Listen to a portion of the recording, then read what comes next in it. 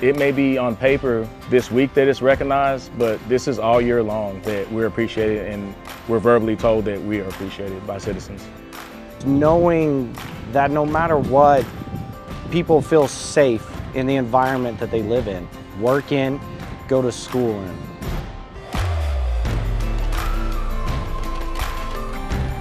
To serve this community, it takes a person that's able to have good people skills.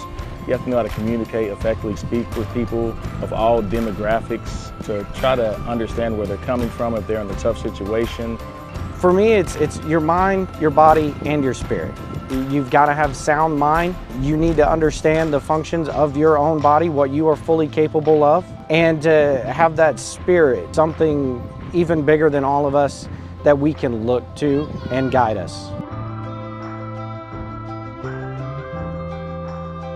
When we work that extra shift, we get called out. They don't know when we're going to be back, and we don't know when we're going to be back.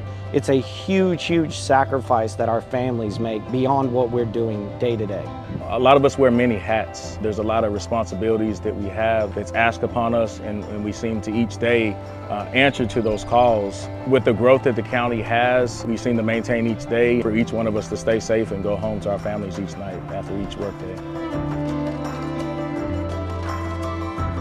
I think the relationship with the community is in good standing. When citizens call us, they have confidence that we're going to take those steps toward trying to assist them or solve their problem. If someone calls, it's a big deal. It's a big deal to them. I want it to be a big deal to me.